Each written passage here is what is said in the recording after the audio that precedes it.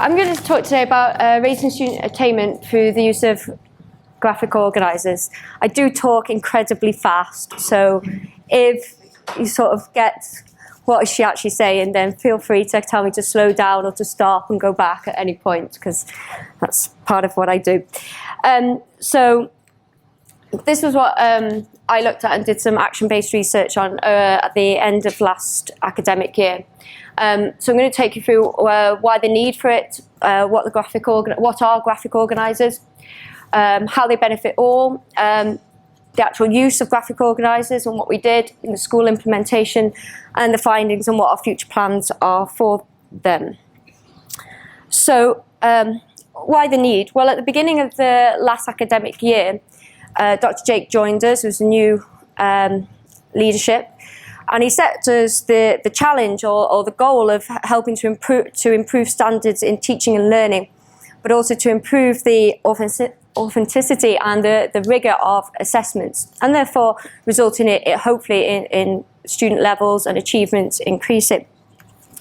And that started off with a whole collaborative meeting between not just PYP staff and NYP staff going off into their separate areas, which is what happened previously. NYP would go off to their bit and have a little chat, PYP would go off to their bit and have a little chat, and we'd come up possibly the same things, but we didn't actually talk a lot between the sections of the school. So the first thing that was actually, quite new in one way was that we actually sat not, in our comfort zones with NYP and in your department. We sat separately. We mixed with PYP and NYP and DP, I suppose, as well. We've got now, and then we talked about first what was the 8 essential elements of a good lesson, and we all wrote similar things, which is obviously very comforting. And they were compiled into the 8 essential elements that we have now in our classrooms and that we adhere to in our teaching and planning. And one of them, or one of the identified areas, was the use of a graphic organiser. So we had a talk about it, and in the department, and after lots of observations between staff, we saw that a lot of staff were able to, knew some of the elements like a starter and a plenary, because they were sort of embedded in teacher practices and teacher training, so people were very comfortable with them. One of the weaker points was sort of this use of graphic organiser in student-led learning. And one of the observations I made as a head of department, not just in my department, but through conversations with other departments as well, is that there was a lot more student-led learning rather than this collaborative student and student-led learning, teacher-led learning compared to this student-led learning. And how the graphic organiser would facilitate this part of the student-led learning rather than going back to the comfortable teacher-led learning that was easier to do. So, also the graphic organiser would help with the high-order thinking skills that was a weaker area for me as well. I think developing that in my classroom, but also from observations.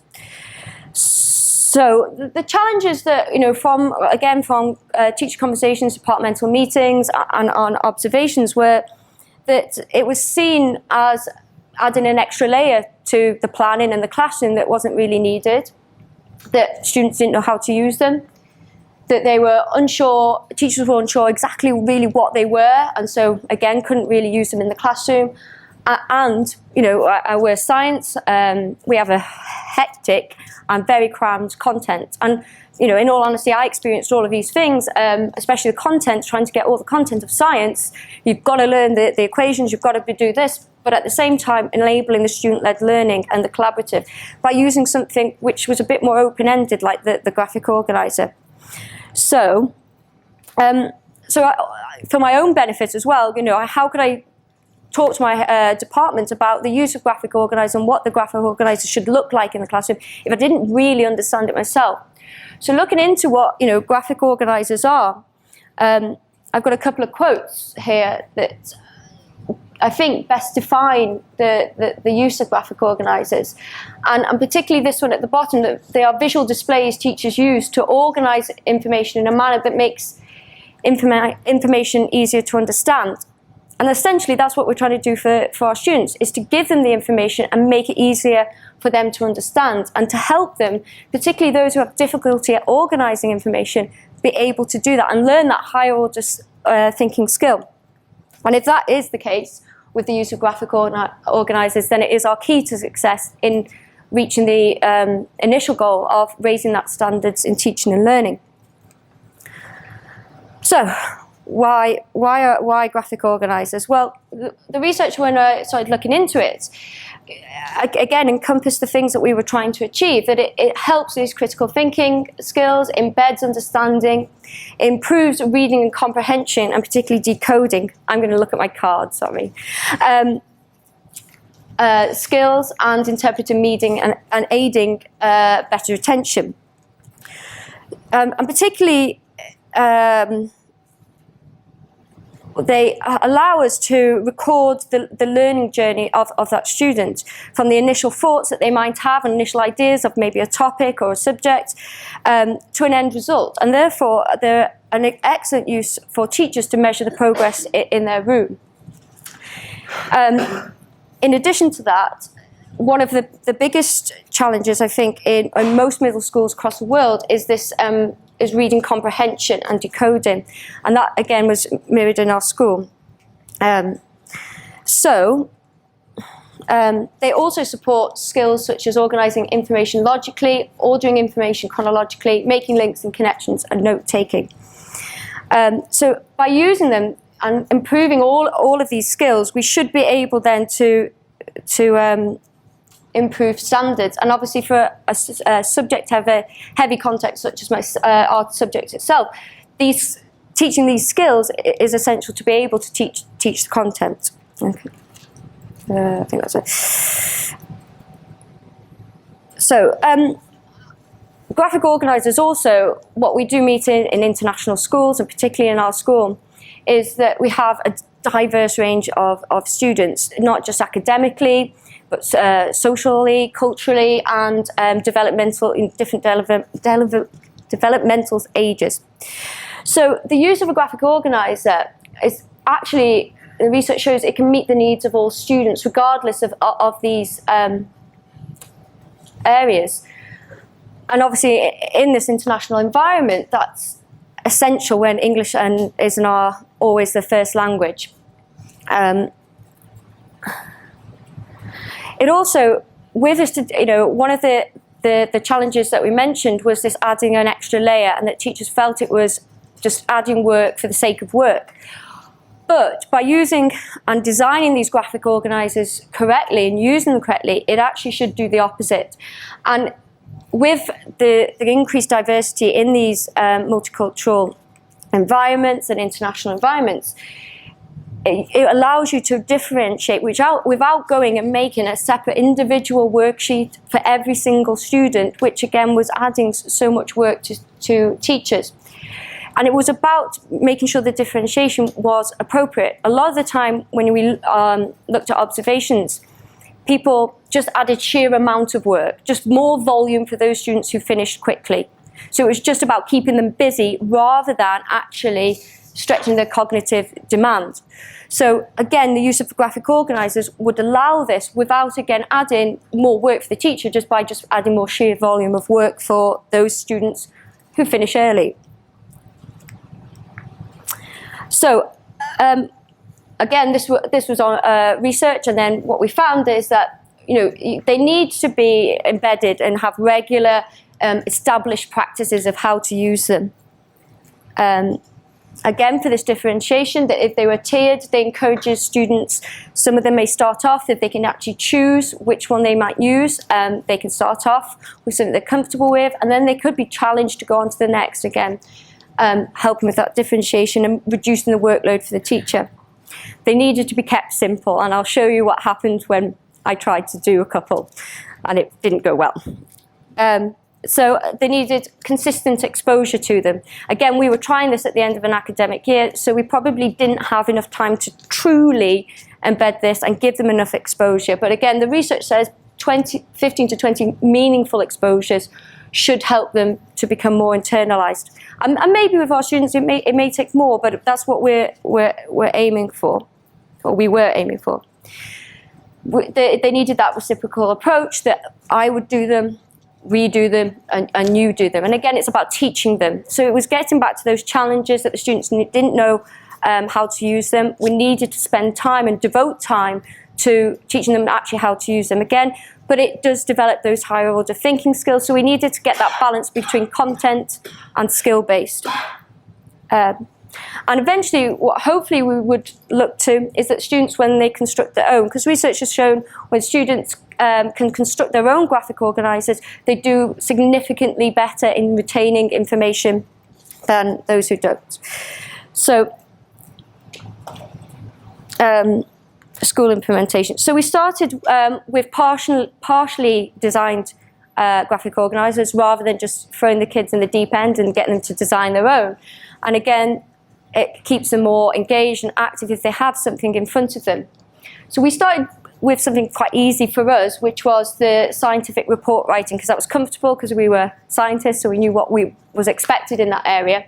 And in constructing the scientific essay, which was a part of the IB criteria for us. We picked these areas because scientific report writing covers 2 of our level descriptor areas, and constructing a scientific essay because, again, it was one of our criteria, and it was the areas that we weren't doing so well in. And we showed that the pupils weren't doing well because they were extensive pieces of work and they weren't used to doing lots of writing.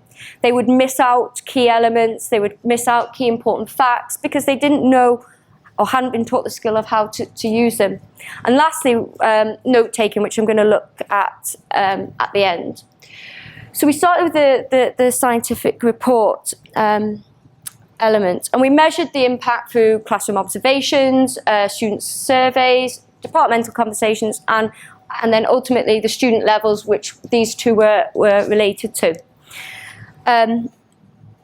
So it was easy for us to start with the scientific report, and we started with something quite basic that we had from another school and from a teacher's experience.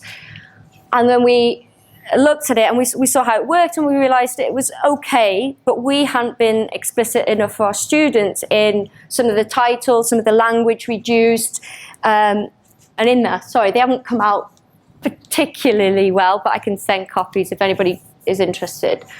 So then we went back, we looked at them, and including more scientific language in them. And these are ones we actually used with our SEN students. So we tiered them for our higher ability and lower ability students in our class. So we gave, for particularly the SEN students, a lot more structure, giving, even for, this is designing the scientific method here, steps numbered, so that they actually got the point of how to do the process of writing the scientific reports. So, and then the plan and the goal, which is still being worked on, particularly this was used for our lower grades from grade 6 to 9, and then when they got to 10, 11, and then obviously onto DP, which is different, but they need that skill, we try to reduce sort of the scaffolding, but just give them a guide with some of the key elements there. This is still sort of ongoing because they still need that comfort at the moment, but we're hoping to slowly take away that scaffolding. But this resulted in us getting much, much better quality of work, and therefore our levels increased as well, because the students knew exactly what elements they needed to include. By just putting a box with the headings in them, in some cases, meant for that student, it just meant that they could access and write down it. So it showed us as well that our students did know a lot more than they were actually penning on paper. They just didn't quite know how to structure it, how to organise it. And obviously that's what the graphic organiser did for us. Then came the sort of failure, I suppose, or not so great. Got carried away with what would go into a graphic organizer for writing the scientific essay. And I think this is still the hardest one for me and for the students, I think, is this area for us. The students have to be able to write a scientific essay on the impact the science has made in that particular topic. So I decided I'd go full out, giving them lots and lots, and this was what it looked like, and there was actually even more pages of information that we gave them. It was information overload for the students and particularly the parents. We tried this with, it seems silly now at the time, we tried this with a grade 6 class who had to go home. They started the process in school, they did all the research, and then they went home to complete it. And the parents were looking at all of this. And I think just the sheer volume of it, not actually what was in there, was just overwhelming. And we got a lot of parents coming back and saying, look at all this, and how much are they supposed to do? And when it came back, it seems obvious to me, but it didn't seem obvious to the students. And looking at that, it was very, very daunting. So this was quite close to the end of the year. So then looking back and thinking, well, how am I going to make this simpler? Because they still need all these elements. We were doing an interdisciplinary unit with individuals and society, and they had to, the assessment task at the end was this, again, writing an essay. And again, putting 2 subjects now was adding an even higher level thinking to the students. So we took it right back and made it really, really simple.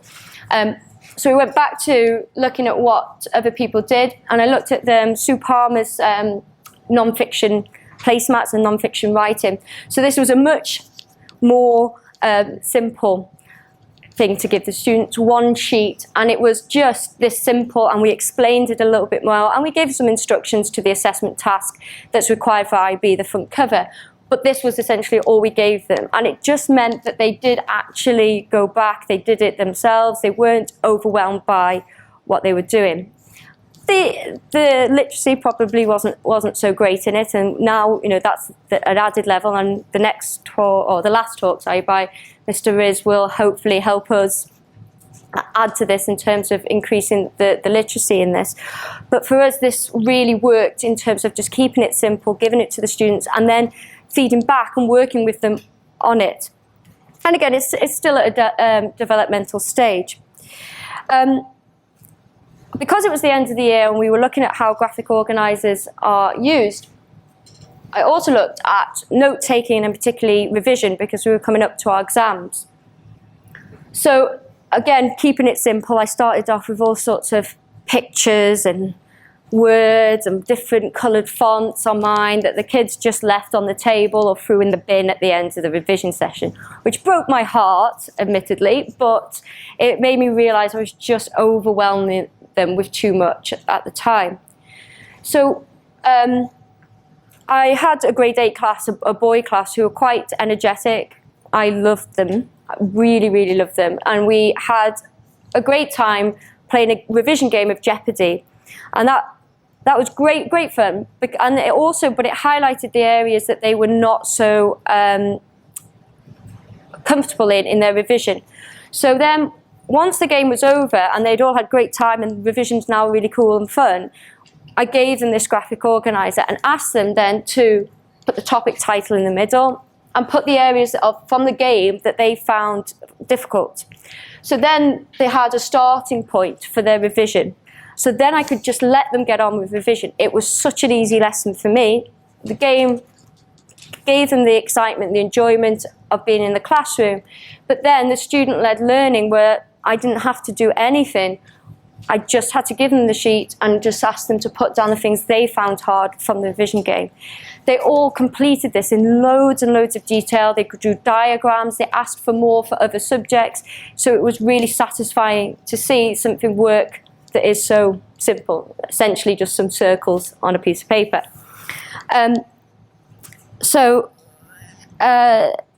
We also tried doing some note-taking, and we took some graphic organisers that we developed, because I observed when I was going into lessons, again, teachers were using quite dynamic ideas. They were doing, the starters and the plenaries were think, compare and shares, and they were doing all the collaborative things. But there were still some students who were looking out the window or not being involved, and it was the same students, as we always see in classrooms, answering questions. I'm going to put my hands in my pockets because I use them too much. And how to get those students who aren't involved or didn't want to answer involved. So we started using our graphic organizer to get them to think about what did they learn last lesson in the think, compare and share, to write down what other people were sharing in the lesson.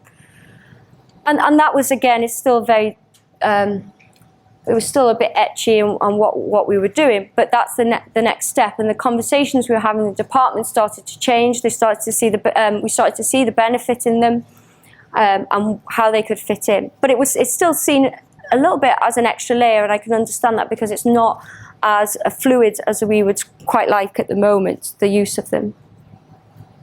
So from the findings, which I've kind of already gone through in talking too much, but we had increased levels of achievement, especially in the scientific report. We did see some increased levels in the essay as well. It's still an area of development for us. We've still got to work on getting that graphic organizer that will be a little bit more succinct, and possibly we need to collaborate now more with the English department to get something that could be used in every subject for essay writing, so that it becomes more habit, again increasing that, internalizing it more for the students. It focused the learning, particularly in that revision lesson. It allowed students to identify their weak areas rather than go and revise, here's a book, here's your notes, and they just copy down all the things that they knew and they were comfortable with, rather than focusing on the things they weren't. It enabled student-led learning and more independence. Even when they didn't work in the beginnings of lessons or when we were trying with them with note-taking, students were still having conversations like, what did you write in that box? Because I haven't written anything. And if she comes over, she's going to say, why haven't you written anything there? So they were still gaining information from other students by asking and having those conversations. And research, and we all know that students learn better when they learn from each other. So it started those conversations with the students. And it increased the attention and discussion in class. Again, that conversation, well, what did you write? I've got to fill this in, rather than when teachers have that question and answer session at the start, what did we do in this? One or two taking place, they all had to then contribute and write onto the graphic organizer. So it started bringing in and more student attention to what you were saying and what other students were saying, and getting them more involved in the lesson. So next step for the department is that, and the school hopefully, is that these become a common feature and a tool, so that it's not just the science department using them, that we actually provide a common bank and approach that can be used in all lessons, so that the graphic organizer for writing a report is developed collaboratively, so that it can be used in science for the science essay, it can be used in English, it can be used in maths, it can be used in individuals and society. And hopefully with that regular exposure and consistency in approach to it, it does become internalized in our students. And again, then it should reduce that workload for the staff and the students. And then it reduces those challenges at the start. It tackles with the initial one of it being an extra layer. It hopefully will then tackle that issue of it being too content heavy, because and the staff knowing how to use them, because we've come up with them as a collaborative team. And then hopefully it will lead to better results. And long-termly, we would like to reduce the amount of scaffolding required, and hopefully this will, as this process starts and goes along, it will change the approach to it by teachers, and change this sort of culture change for teachers in their approach to embedding graphic organisers in their lessons. And I've talked for quite a long time now, sorry. And I've not breathed in all of that time, so I'll just breathe now. Anyway, right. So sorry, and last little slide. There we go. Any questions or comments? Or I have a quick time question. Yes. Are graphic organizers the same as mind maps? Well, it's like, if I go back, sorry, to it's a term, I think, that people think that there's a very specific idea of, that it's a graphic organizer. There's a separate to, really, essentially what this is kind of like a writing frame. I think it's just the terminology that people get sort of a bit confused by, a bit panicked by, and then feel that it's, like I say, an extra layer. It is all of those things. It's anything, like I said, that the definitions here that part I spoke about, that they are visual displays of key information. So whether that is a mind map, whether it's a very structured writing frame like I did, whether it's a big picture of a flower that you put information, it's all part of that graphic organizer umbrella, if you like. Hi. You've done a lot with paper and pencil. Have you found any graphic organizers that are technology-based? Like, for instance, this is a graphic organizer in itself. Have you done anything in your classroom with technology-based organizers, like from a computer standpoint or anything? No, I haven't yet. Obviously, there are tools out there for building, building graphic organizers, and our future plans, hopefully, is that students will be able to go on there. They could do it on any program, because, like I said, it's just a visual representation of the work. But there are programs out there. We're just starting on that paper basis, because at the time we were limited in terms of ICT technology in every individual classroom. Now that we've moved to the bring your own device in MYP, I'm not sure about PYP, but in MYP, then we can, hopefully that would be the next step as well, because then again it's all on their own personal information.